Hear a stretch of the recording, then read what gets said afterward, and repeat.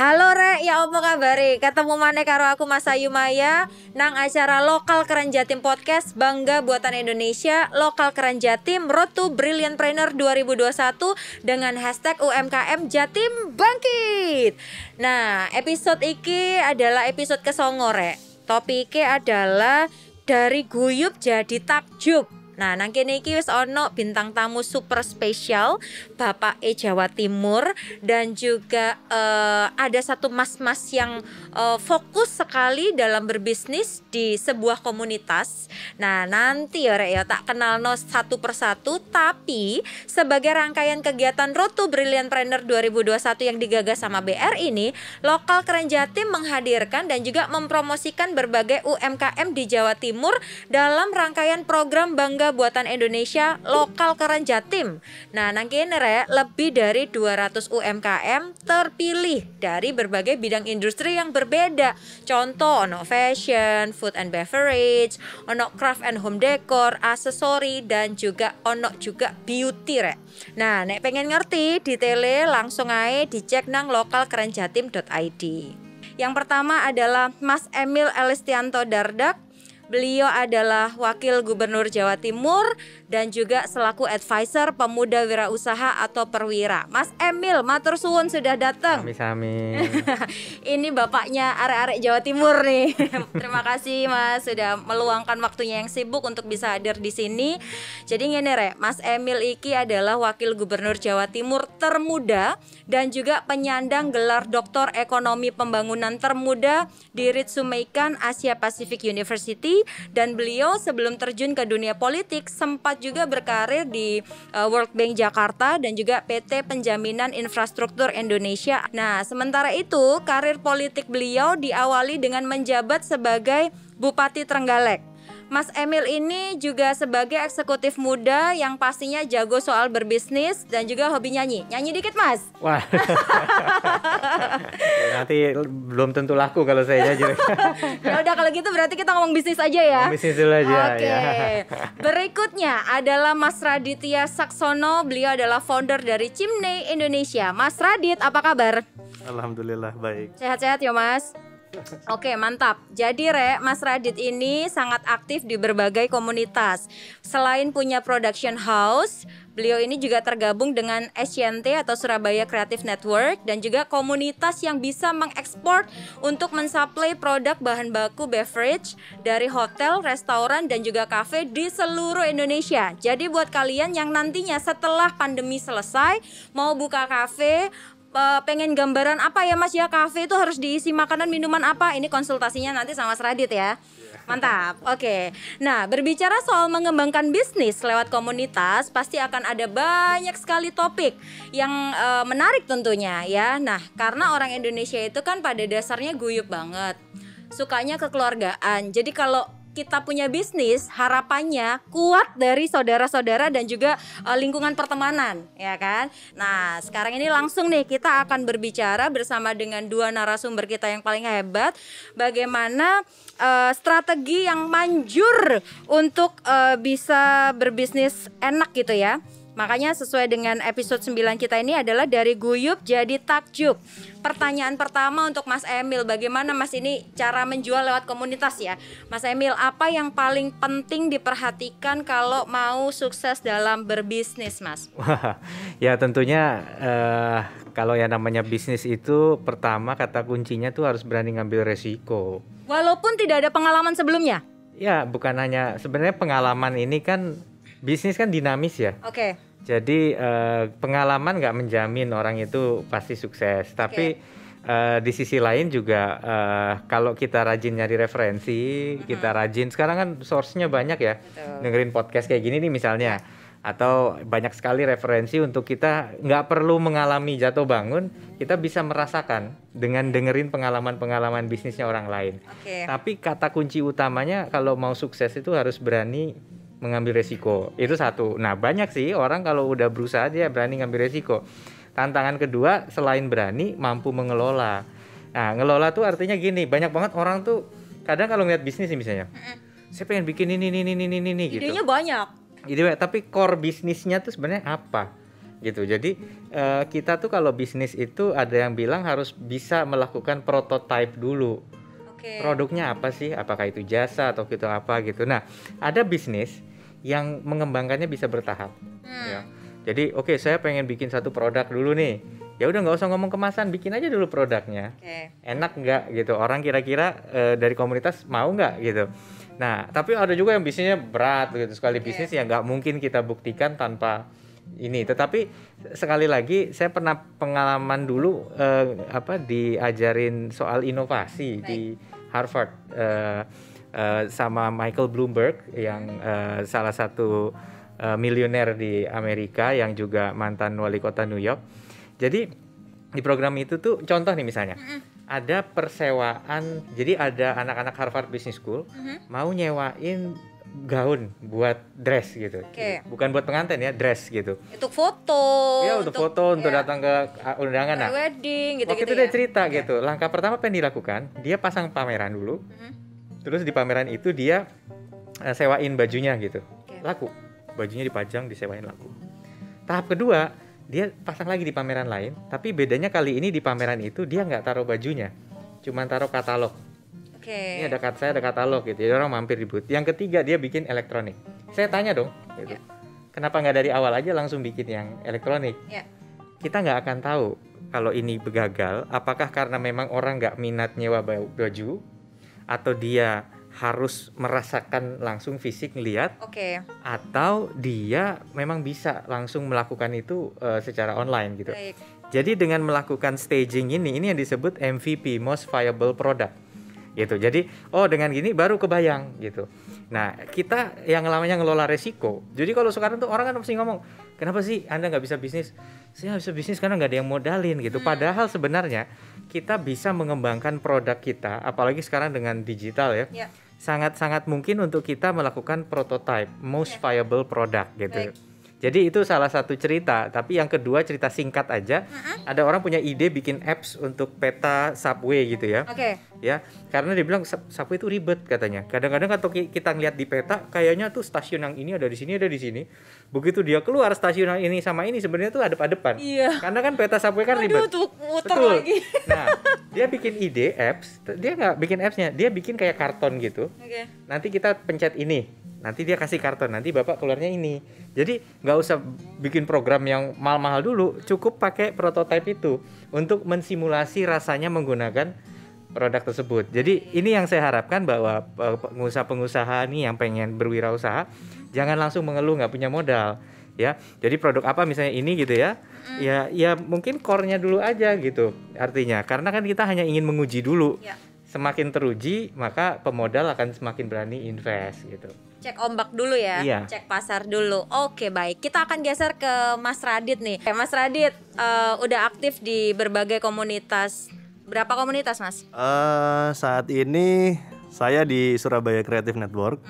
Yang kedua saya juga member dari Bisa Ekspor. Kebetulan ya kita sama teman-teman komunitas itu saling berjejaring gitu karena kan komunitas ini saling support gitu apalagi di keadaan pandemi sekarang ini gitu. Jadi komunitas itu kalau menurut saya salah satu bentuk tools yang menjembatani sebuah bisnis. Karena di situ kita saling tukar produk biasanya atau bahkan tukar buyer gitu loh. Ada buyer dari sini nih. Siapa nih yang mau handle kayak gitu. Jadi komunitas kalau ngomongin bisnis sama komunitas ini kayak satu kesatuan menurut saya. Mungkin Pak Emil setuju ya kayak gitu ya. Atau kayak mungkin Perwira sendiri kan Pak ya. HIPMI dan segala macam itu kan menjadi apa ya namanya?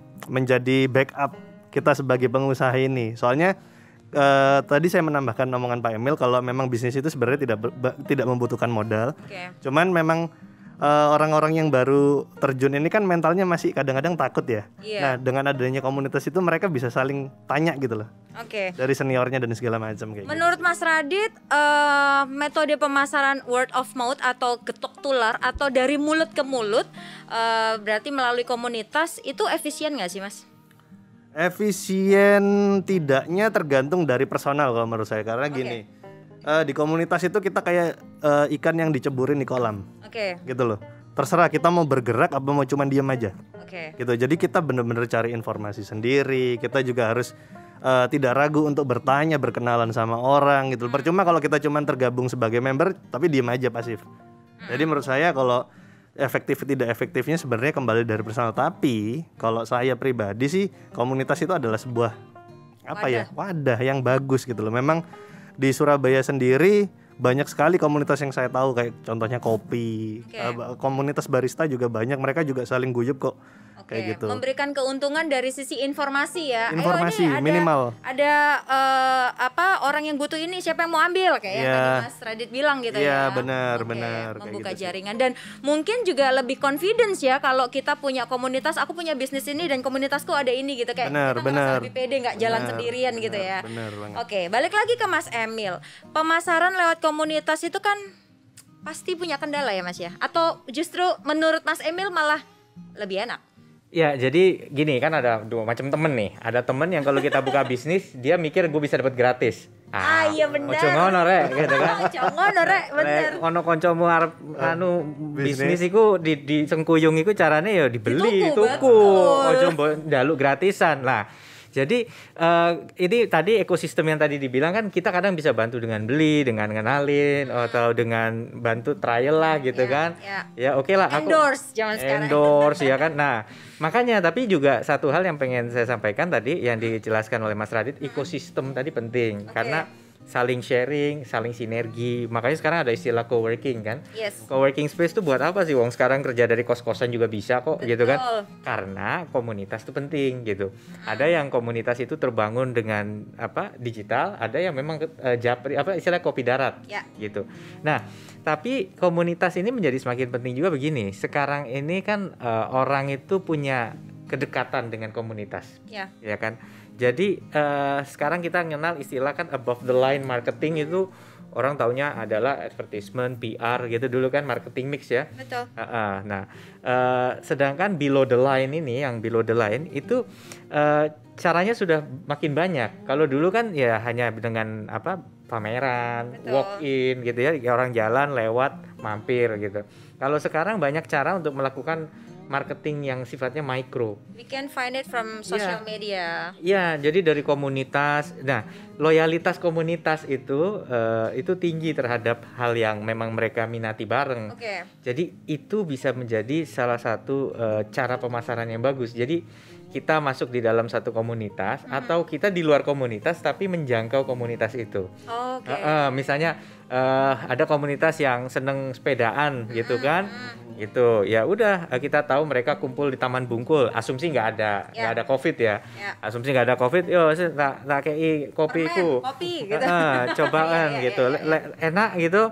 Nih belinya nih kartu nama saya gitu. Gak ada salahnya kan, komunitas itu lagi. Jadi komunitas punya attachment dan kita bisa tahu temanya relevan atau tidak dengan produk kita dengan komunitas itu. Kayak misalnya sekarang banyak misalnya hijabers gitu ya.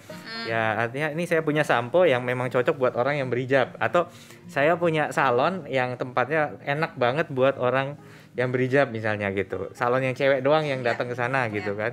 Jadi komunitas penting banget sebagai sebuah market target. Jadi kan STP kan, segmenting, targeting, positioning gitu.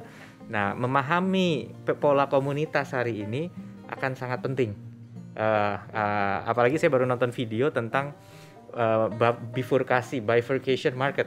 Jadi market itu terbagi dua segmen sekarang, upper class sama low class sekalian. Nah, makanya orang yang main di middle class kalau nggak bisa bangun gimmick, susah. Dia harus punya gimmick-gimmick yang menarik gitu. Apakah di-endorse oleh anggota komunitas ini, ya efektif di komunitas itu.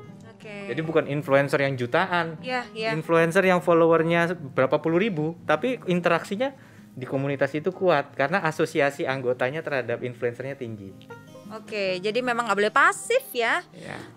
Mas Radit, beda nggak sih pemasaran lewat komunitas dan juga multi level marketing MLM, Mas? Sebenarnya lebih enak mana, Mas? Kalau saya sebelumnya gini dulu, saya selalu percaya begini, ketika kita berjabatan dengan orang, itu rezeki langsung transfer ke kita. Jadi, gitu ya? Salaman, Mas. Salaman sama Mas Emil sama Mas Radit. Nggak iso ya. Nggak iso tapi. Karena kan konsep silaturahmi ya. Saya memegang dasar. Jadi kalau kita semakin banyak relasi, apalagi di komunitas, ya berarti akan banyak bertambah gitu kan. Jaringan kita akan bertambah. Dan ketika kita juga pintar untuk menggunakan personal branding kita, orang akan tahu. Jadi kalau mereka membutuhkan sesuatu ya akan ke kita gitu loh. Nah kalau ditanya bedanya dengan multi level marketing, mungkin yang saya bisa jawab dua sih. Menurut saya, opini saya ya. Kalau komunitas itu kita gratis. Tapi kalau multi level marketing, kalau pikiran saya sih kayak Harus beli dulu nih. Terus habis gitu, udah ini gimana nih, ada target nih Chief nih, kalau nggak habis gimana, terus ke bawahnya lagi kayak gitu sih. Tapi sebenarnya kalau kita ngomong multi level marketing kan itu sebenarnya strategi marketing ya yang memang ada ya kan. Bahkan kalau di komunitas sendiri sebenarnya bisa kita terapkan juga. Mungkin bedanya nggak usah beli dulu deh, ini pasarin dulu jadi dropshipper, nanti ke bawah lagi, cuman kita bikin range harga aja untuk marginnya, kita kasih selisih kayak gitu. Sebenarnya itu juga multi level marketing menurut saya gitu. Oke. Cuman kalau di komunitas, kalau mungkin masih baru ya kita aja deh, join bareng dulu lah, cari banyak denger gitu-gitu ya Mas ya. Tadi waktu kita ngobrol Mas Radit juga fokus ke ekspor nih. Ya kan? Itu boleh dikasih tahu juga Mas sama teman-teman nih. Oh iya, jadi kebetulan saya kan member anggota Pak gitu di Bisa Ekspor. Kebetulan teman-teman ini sama-sama saling belajar gitu Pak Emil. Jadi kita itu di pandemi ini mau ngapain gitu kan? Ya. Penjualan itu kayak produk saya contohnya. Saya punya production house itu sekarang hampir 80% mati gitu kan. Gak ada apa-apa, akhirnya untungnya ada yang kita bisa supply bahan baku ke kafe-kafe, cuman karena ada PPKM pun akhirnya mereka mampet, kita juga mampet. Nah teman-teman akhirnya berinisiatif untuk gimana kalau kita ini ekspor. Memang di Bisa Ekspor ini kita sama-sama belajar untuk gimana sih caranya ngolah raw materials kayak gitu, terus mencari buyer kayak gimana, terus apa sih gunanya forwarder, terus kemudian apa sih namanya FOB, CNF dan segala macam. Jadi benar-benar di komunitas Bisa Ekspor ini kita belajar bersama sebenarnya. Cuman memang peluang ekspor mungkin menjadi pilihan ya saat ini ya gitu loh. Mungkin itu salah satu bentuk ikhtiar juga ya kita masuk ke komunitas gitu Pak. Jadi saat jangan cuma mager doang. Iya, gitu ya. Apa yang bisa kita cari deh kayak gitu. Oke. Siap. Nah, kalau sebelumnya kita berbicara tentang peluang dan juga cara pemasaran ke komunitas, sekarang waktunya kita akan mencari tahu bagaimana caranya mendekati atau gabung di suatu komunitas untuk bisa kerjasama. Nah, setiap komunitas itu kan beda-beda nih. Kita mencari sistem kekeluargaannya, kita mencari celah gimana kita bisa masuk, bisa diterima, bisa kerjasama dan saling menguntungkan, itu poinnya. Nah beruntungnya ada Mas Emil, ada Mas Radit yang akan sharing lagi seputar berbisnis. Kita akan balik lagi ke Mas Emil. Mas, boleh dong dikasih tips untuk pendekatan ke komunitas. Ada beberapa orang itu yang tidak easy going, nggak bisa mudah untuk menempatkan diri di suatu keadaan yang rame gitu kan. Nah kalau dari Mas Emil sendiri tipsnya apa Mas? Iya, jadi gini, jangan kemudian nih misalnya kita gabung komunitas pencinta burung gitu ya. Apa gantangan istilahnya ya. Iya. Lovebird. Begitu kita masuk ke WA itu gitu ya, grup kita jualan ya pasti bete lah orang-orang gitu. Ini mau masuk ini karena hobi sama lomba burung gitu ya, apa yang gantangan istilahnya ya. Atau pengen jualan gitu. Jadi nggak bisa juga kita masuk dengan tujuan itu sebenarnya gitu. Masuk ke komunitas, saya tetap menyarankan harus tulus. Tujuannya adalah kita punya kontribusi kepada komunitas itu. Jadi jangan hanya mendapat tapi juga memberi. Apakah itu kita aktif dalam kegiatan sosialnya, apakah kita bisa sharing info gitu.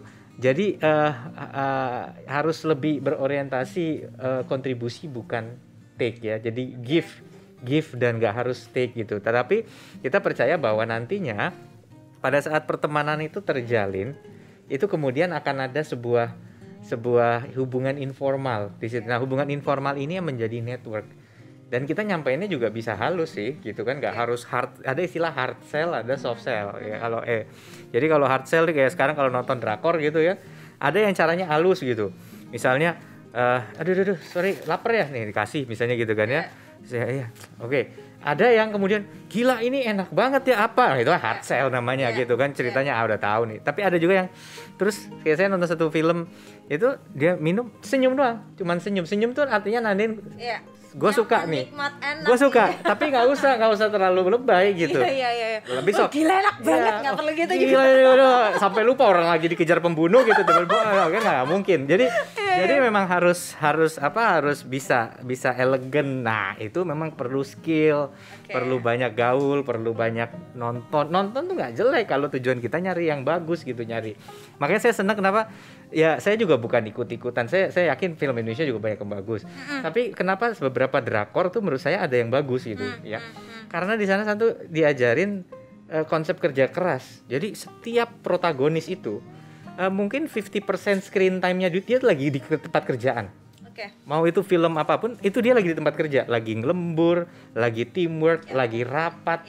Itu bisa 50% dari plot, dari screen time. Dan dia ngajarin orang untuk itu. Jadi menurut saya bahwa secara bawah sadar itu bisa bangun. Nah, sama tadi kayak komunitas. Jadi kita harus punya ketulusan dulu tuh bergabung. Nah, kalau misalnya kita bukan anggota komunitas itu dan nggak pengen masuk komunitas, nggak apa-apa. Kita justru nawarin misalnya apa? Buat komunitas bird lovers tadi itu ya, gitu kan? Itu bisa dapat diskon produk saya khusus gitu, kasih info ya kasih kan? ke PIC-nya, kepala sukunya di situ siapa tapi tuh gitu ya. Diskon beneran, jangan harga 5.000 dibikin 10.000 di diskon lagi 50%. Bohongan. Jadi benar-benar terus memang ada diskon. Gitu kira-kira. Oke. Kalau Mas Radit, apa sih Mas keuntungan kalau kita melakukan pemasaran lewat komunitas? Ayolah konco dhewe tukune wis gitu. Itu sering terjadi tuh. Kalau temen malah justru nggak mau bayar, malah gratis, biasanya seperti itu. Tapi jangan gitu harusnya, Rek. Nek jenenge koncoku kudu bayar malahan. Tapi saya punya sedikit cerita mungkin ya, Pak. Jadi saya pernah dulu ngomong-ngomong Bungkul tadi, Pak, yang sepeda. Saya dulu itu mungkin sekitar 2013-an mungkin. Saya kalau minggu saya pikir ini mobil ngapain yang nganggur ya, gitu. Gak boleh masuk Taman Bungkul minggu-minggu. Boleh dulu, jam 5 pagi saya buka belakang, ya kan, jualan saya. Bener. Car Free Day dulu. Datangnya harus kurang dari jam 5. Cari tukang parkirnya, Pak. Di sini saya boleh nggak? Oke, berapa? 10.000. Oke. Nah, di situ saya coba-coba jualan untuk makanan. Kebetulan pagi kan identik, wah orang sepedaan apa ya carinya kalau nggak bubur? Oh, pecel. Nah, pecel sama rawon waktu itu, Madiun ya. Saya buka di situ, kebetulan partner saya. Nah, komunitas itu jadi gini, saya sebelum itu, saya ngomong mundur sedikit lagi di 3 tahun, di 2008, saya tuh ikut musik band-bandan gitu. Mungkin saya Pak Emil juga penyanyi. Saya main musik gitu sama teman-teman. Nah, di komunitas akhirnya membentuk sebuah komunitas atau tidaknya, saya juga nggak bisa bilang itu komunitas, tapi teman-teman band di Surabaya ini jadi kayak guyup gitu. Jadi ada kayak tongkrongan gitu. Nah, waktu tahu saya jualan di sana. Di warungmu. Iya, gitu. Di lesehan udah. Kayak gitu. Nah, pada akhirnya ketika itu rame, teman-teman, orang akan melihat, loh, ini apa ya? Enak nih kayaknya nih. Enak. Gitu. Karena ngelihat kan biasanya gitu ya, psikologis orang ya. Ini rame pasti enak. Ini akhirnya muncul satu. Orang lain ya, saya ngomong orang, muncul 2. Lumayan tuh. Lumayan. Sehari bisa ya hampir 2 juta tuh. Oh lumayan Mas. Cuma 4 jam. Iya lumayan. Aku sempet juga tuh jualan baju-baju bekas di Taman Bungkul, lumayan Mas, efektif juga. Walaupun cuman durasi jam 5 sampai jam 9 ya. Iya sampai jam 9. Setengah 10 udah disuruh minggir. Iya benar. Biasanya banyak bis-bis tuh, ada bis-bisan. Betul. Oke, kita balik lagi ke Mas Emil. Mas Emil kan sangat concern juga di dunia bisnis. Nah, kira-kira untuk membuka pikiran arek-arek yang sekarang ini lagi nonton, produk atau jenis bisnis apa yang kira-kira mudah dipasarkan di sebuah komunitas atau ya di grup-grup kita lah yang sudah ada gitu ya, di WhatsApp, atau kita juga bikin grup lagi di sosial media, di Instagram itu kan kita juga bisa bikin grup. Nah, kira-kira untuk membuka pikiran arek-arek yang lagi nonton ini enaknya bisnis apa ya Mas? Kondisi susah begini. Ya tergantung, kalau komunitas sosialita kan biasanya tas branded ya kan. Nah, kalau komunitas mobil jualan spare part kan gitu ya kan, jualan pelek gitu. Jadi menurut saya instead of kita mengatakan produk ini tuh laku di semua komunitas, justru komunitas itu punya segmen banget gitu. Tapi produk yang laku di semua komunitas kan udah pasti makanan, mungkin baju gitu kan. Itu general tuh ya kan. Jadi menurut saya satu, ada produk yang memang segmented banget. Dan saking segmentednya kita harus bisa masuk ke komunitas untuk secara efektif menjual. Ada produk yang general banget, komunitas apapun bisa kita tembus, maka gimmicknya yang kita harus bisa. gitu kan. Gimmicknya yang harus kita lakukan. Jadi menurut saya produk apa ya, ada sih produk yang berat dijual ya, istilahnya kamu jual apa? Oh saya nih bisa bikin apa, anti cyber security untuk bank atau gimana, komunitas apa kita mau jual di situ ya, gitu. Nggak bakalan. Tapi ya harus produk yang retail gitu ya, produk retail saya ngomong gitu. Jadi produk retail itu bisa segmented, tapi bisa juga dia general, tapi kita harus bisa bangun gimmick supaya ada. Karena kan pasti, ya mohon maaf, produk ini bagus-bagus nih, saya udah pernah ngerasain juga rasanya, tapi pasti mereka punya saingan. Maka bagaimana sih dia membangun diferensiasi? Spesialisasinya di mana nih? Iya, bagaimana, apa yang akan bikin saya beli ini dari sekian banyak merek? Kenapa? Nah makanya kita di Jawa Timur kita punya Millennial Job Center. Nah jadi Millennial Job Center tuh tujuannya apa? Banyak banget nih talenta yang jago-jago, komunitas kayak komunitasnya Mas Radit nih adalah anak-anak muda yang jago untuk bikin packaging, bikin konten, bikin digital marketing gitu bahkan, dan mereka kemudian punya talentnya. Ada UKM-UKM-nya yang waktunya untuk bikin produknya aja udah habis gitu kan. Gimana suruh ngurusin begituan? Nah, kita mempertemukan kedua-duanya. Nah, cuma karena talentanya belum punya pengalaman, belum punya portofolio, nah didampingi mentor. Ya mentor ini yang udah punya pengalaman fotografi produk kan, nggak bisa fotografi produk cuman tadi saya ngangkat yang ini, gantilah yang ini ya. Ini itu crack gitu, nggak bisa. Yang namanya foto produk itu harus ada, apakah pakai modelnya lagi gini, lagi A, ya kan gitu. Cuma kalau saya mungkin nggak laku malah yang jual. Tapi kalau orangnya mukanya pas gitu kan, itu bisa ini gitu. Dan jadi satu packaging bagus itu udah goal satu. Tapi begitu mau jualan di online, kalau dulu jualan di toko gitu misalnya, saingan dia paling satu rak cuman berapa produk kan kira-kira gitu ya.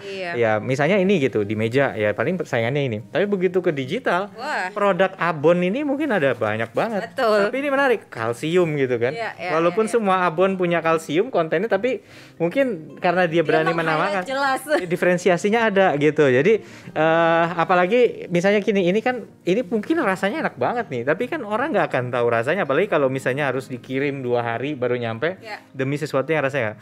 Jadi memang perlu banget strategi untuk diferensiasi gitu. Yang ini nih yang ngebedain rasanya sambal ikan kelotok ini sama yang lain tuh apa? Jangan cuman enak ya, semua juga ngaku enak, tapi apa? Nendang atau di ujung tiba-tiba gigit gitu, nyokot ya. Jadi harus ada. Nah, MJC ini yang saya seneng banget sudah mencapai 2000 project yang dikerjakan sampai hari ini. Jadi ada 2000 UMKM yang sudah bertransformasi. Nah, produk fotografi itu jadi harus punya apa? Sisi menariknya dulu nih. Karena saingan dia di digital marketplace bisa puluhan ribu produk. Oke. Kalau Mas Radit, jenis komunitas mana nih yang sebaiknya kita deketi? Karena sekarang ini mau deketin cewek atau cowok nggak punya duit juga percuma ya. Deketin aja orang yang bisa diajak kerjasama, komunitas yang bisa diajak kerjasama. Nah caranya gimana Mas? Caranya mendekati komunitas maksudnya memilih gitu. Iya, supaya kita tuh tepat sasaran gitu. Sebenarnya kayak gini sih, gampangannya gini, kita punya hobi ya, kita cari dulu deh dari kita itu suka apa sih. Biasanya kalau saya sih ngomongnya selalu gini, mulai dari bisnis deh. Bisnis biasanya orang selalu tanya gini, mau bisnis apa ya, bingung. Ya mulai dari diri sendiri, hobimu apa. Jadi ketika kamu melakukan itu, kamu akan melakukan dengan seneng. Jadi bisnis itu menurut saya adalah sebuah seni gitu, dimana jatuh bangunnya bisnis ya, dinamika bisnis itu adalah bagian dari kesenian itu tadi. Jadi kalau kamu memulai bisnis dengan apa yang kamu suka, saya yakin itu akan terus berjalan. Sama kayak menentukan komunitas. Nah komunitas itu kan berarti kita cocok-cocokan nih sama berteman. Ini kira-kira kalau geng motor suka nggak ya? Sesimpel itu. Atau ini ada komunitas mobil, nanti gimana ya? Tapi mobil saya gini aja. Jadi kan ada tolak ukur sendiri sebenarnya dari kita gitu loh. Mau masuk ke komunitas mana? Cuman tadi saya menambahkan, Pak Emil tadi bilang tidak harus kok kita berbisnis. Komunitas sebenarnya juga bisa ya. Tadi sama kayak ngasih diskon itu tadi, bener sih Pak, kayak gitu ya, seperti itulah kurang lebih. Komunitas online sama offline bedanya di mana, terus lebih menguntungkan yang mana Mas Radit? Online offline sebenarnya kalau online juga mereka akan ada kopdar pada akhirnya, karena orang itu selalu gini loh, ngobrol itu paling enak kalau ketemu. online itu kok kayak kurang ya. Oke. Gitu loh, kayak kurang mengenal ya. Ini kok cuman dari foto pakai filter wajahnya udah kayak Korea-Koreaan. Nggak jelas gitu. Menurut teman-teman sih kayak kalau komunitas online itu lebih enak ngobrolnya, lebih bisa mengenal, lebih bisa ini tahu ya ternyata rumahnya di sini misal kayak gitu. Kalau online itu kayak kadang-kadang banyak yang abal-abal juga tapi saya nggak bilang semua ya. Ya beberapa lah ada yang kadang-kadang apalagi kalau di Facebook tuh dari PT Cahaya Senja Redup udah senja redup lagi gimana sih? Mana itu kayak gitu. Jadi mungkin itu. Oke. Tapi bisa nggak sih Mas kalau kita ini pengalaman saya pribadi sih. Dulu tuh saya nggak ada kepikiran saya itu jadi berkuda gitu. Tapi hanya karena ngelihat teman saya berkuda kok seru juga ya. Akhirnya saya jadi edik banget berkuda. Itu bisa nggak kalau misalnya kita nggak punya background apa-apa, nggak punya kesenangan, masuk dulu deh gitu. Di situ mau kebuka jadinya. Iya. Ada chance nggak di situ? Ada kemungkinan? Ada banget. Bisa juga kayak gitu. Jadi harus berani ya. Coba dulu ya. Coba dulu. Nah, komunitas berkuda bisa jualan tas mahal tuh. Iya. Bener. Sesuai segmen ya, Pak. Sesuai segmen. Iya. Masuk akal sih. Oke, Mas Emil lagi nih. Dengan menjadi advisor di Perwira, upaya apa aja sih Mas yang sudah dilakukan demi mengembangkan UMKM khususnya di Jawa Timur? Kalau yang sebelumnya kan aku melihat pergerakan Mas Emil yang dahsyat di Trenggalek, terus akhirnya malah handle lebih gede lagi nih, lebih super huge satu Jawa Timur. Iya, jadi gini, sekarang tuh kan semua kan obses banget ya. Saya mau jadi startup gitu. Tapi kemudian saya khawatir gitu karena kalau semua pengen jadi unicorn itu berapa valuasinya? 1 juta US dollar ya? 1 miliar US dollar. 1 miliar US dollar tuh 10T, berapa enggak? 14T kali gitu kan. Maksudnya kalau semua cita-citanya ke situ kan ada goal itu kan harus istilahnya dia harus specific, measurable, achievable, realistic, timely kan gitu kan. Itu ya 5 smart goal namanya. Nah, kalau goalnya 14T, saya sebagai wakil gubernur gitu sama Bu Kofifa, gimana caranya pemuda di Jawa Timur mungkin ada lebih dari 10 juta nih yang wayai jadi wirausaha. Nah, jadi Perwira ini agak ngerubah konsepnya. Dia ngedepankan namanya journey. Jadi kita percaya begini, sebenarnya yang paling penting itu dalam sebuah wirausaha itu adalah entrepreneurnya sendiri. Kadang-kadang idenya kali ini belum tentu dia sukses, tapi kemampuan dia untuk bangkit itu penting. Nah, makanya entrepreneur ada yang misalnya saya pengen buka studio musik. Cita-cita saya nggak muluk-muluk gitu, bahwa orang yang rekaman di saya ini minimal kalau dia upload di YouTube dia bisa dapat viewer sekian gitu, karena kualitasnya bagus misalnya gitu. Nah, ada yang punya toko olahraga, cita-citanya dia adalah pokoknya saya pengen produk saya dipercaya atlet-atlet pelatda atau pelatnas PON kan, macam-macam. Jadi nggak semua cita-citanya jadi unicorn gitu. Nah, saya berharap bahwa anak-anak muda ini yang kita fokus right person dulu, lihat dulu profiling orangnya. Setelah profilingnya itu pas, kemudian right idea. Nah, right idea ini relatif, karena right idea ini itu akan berproses dengan gemblengan. Gitu. Jadi ini harus disempurnain begini, harus begini, dan itu bukan proses yang selesai kayak lomba sehari 2 hari. Maka kita mencari sampai dapat 20 yang terbaik dari seluruh Jawa Timur. Saya keliling sampai ke Ngawi, ke Pamekasan, ke Jember, ke Bojonegoro, ke Gresik, kemana-mana gitu kita keliling untuk kemudian membuka peluang ini seluas-luasnya. Nah, yang partneran sama kita Innovation Factory itu adalah co-working startup funder yang ada di NUS di Singapura. Jadi banyak sekali yang mensupport ini. Mas kayaknya dari BRI Group juga ada mensupport ya gerakan ini. Jadi ini adalah Perwira ini benar-benar bertujuan untuk mencari orang yang tepat, lalu kita taruh dalam satu journey perjalanan.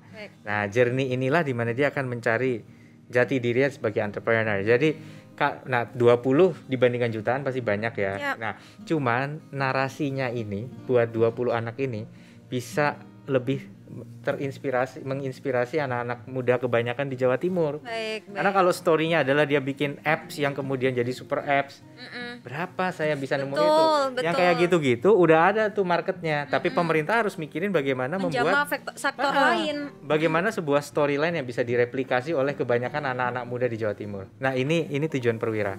Oke, baik. Siapa aja bisa gabung ya Mas? Nantinya. Ya, tahun ini sudah berjalan, sudah ada seleksi, sudah 20, tapi tahun depan insya Allah kan diadakan lagi. Oke, baik. Nah, Mas Radit, boleh dong dikasih saran buat arek-arek ini pelaku UMKM yang mengembangkan bisnisnya, memasarkan, tapi melalui komunitas. Saran ya, saran saya sih jangan pernah takut untuk mencoba. Baik. Jadi karena apalagi kita ngomong sekarang di musim pandemi kayak gini ya. Jadi apapun nih kalau bisa kita pikir banyak sekarang promosi nggak kayak dulu. Sekarang udah banyak platform digital yang kita bisa memasarkan lewat contohnya Tokopedia segala macam kayak gitu-gitu. Jadi mau jualan produk, mau jualan jasa, yang penting pertama niat dulu. Kalau saya sih niat dulu. Karena modal itu sebenarnya dari diri kita, apa yang kita punya nih. Soft skill apa yang kita punya kayak gitu. Jadi kalau untuk saya setelah itu jangan mikirin komunitas dulu deh. Kita mikirin diri dulu, kita bikin konsep. Setelah kita bikin konsep, kita bikin prototype, kita coba ke orang-orang terdekat dulu kok. Tapi ada dua ya menurut saya. Kalau saya justru malah menghindari orang terdekat dulu. Gitu ya? Iya, karena menurut saya gini. Objektif takutnya. Nah, karena gini, iya orang terdekat itu beli kadang-kadang karena dia sungkan sama kita. Tapi kalau orang lain dia akan langsung ngeritik, ini produk kamu jelek. Ya. Gitu, atau ini kurang ini. Nah, itu akan lebih enak menurut saya. Jadi kalau produk ya, kalau saya ngomong produk biasanya langsung orang lain. Gitu. Jadi itu jadi bahan evaluasi. Terus habis itu terus lagi pelan-pelan ngumpulin modal, lagi mengembangkan segala macam. Kayak gitu sih. Baik, mungkin dari Mas Emil juga ada tambahan sebagai tips buat membuka pikiran arek-arek yang mau ber-UMKM, Mas. Ya, karena temanya juga salah satunya komunitas. Yes. Jadi komunitas bisa dibagi, satu adalah komunitas sebagai sarana kita untuk mendapatkan ilmu. Betul. Ya, jadi komunitas servis HP itu aja bisa gitu kan. Okay. Komunitas, tapi nah itu jelas kita bisnis dan komunitas itu nyambung sama-sama. Ada juga komunitas yang nggak ada hubungannya, lebih ke hobi, kesamaan, alumnus apa, hobi apa, berkuda dan lain-lain. Yeah. Nah, komunitas yang seperti itu kita nggak bisa tuh masuk semata-mata hanya mau cari untung untuk kita doang sebagai anggota. Tapi sebagai bisnis mendekati komunitas itu bukan hal yang nggak mungkin, bisa. Tapi pahami setiap anggota yang ada di komunitas juga punya etika. Kalau dia kemudian tiba-tiba jadi brand ambassador kita terus ya lama-lama bisa di-expel dia dari grup itu ya. Di-kick ya. Iya. Jadi juga ada ngono yang ngono jongono lah gitu kan. Gitu kan. Jadi itu yang penting, tapi gini, aktif di komunitas itu penting untuk kita mengasah juga empati kita, bergaul. Tadi kan penting kan gimana kita komunikasi sama market. Kalau di komunitas saja kita nggak bisa bergaul. Jadi itu sukses berkomunikasi. Jadi saya sangat menyarankan semua bergabung dengan komunitas. Apa terlepas itu untuk bisnis atau bukan akan sangat bermanfaat. Nah cuman ya tadi lah. Tapi ini tips terakhir. Tadi kan dibilang ya kecuali komunitas blinded gitu. Saya jadi ingat ada film apa gitu berapa hari mencari cinta Pak, yang katanya dia PDKT ternyata ujung-ujungnya di prospek MLM. Nah, jangan ya. Dia pasti gagal kalau itu. Iya. Makasih Mas Emil, Mas Radit, terima kasih banyak.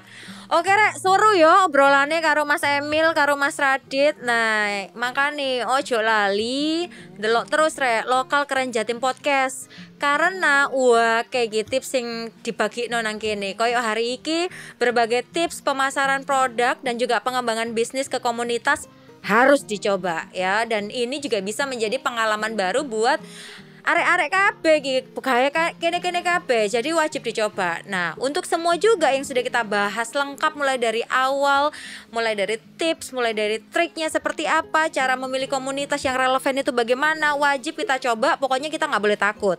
Nah, yang jelas aku juga mau mengucapkan banyak terima kasih sekali lagi untuk Mas Emil, suwun yo Mas yo wis teko nang kene. Mas Radit, terima kasih banyak informasi yang sudah dibagi untuk arek-arek semuanya.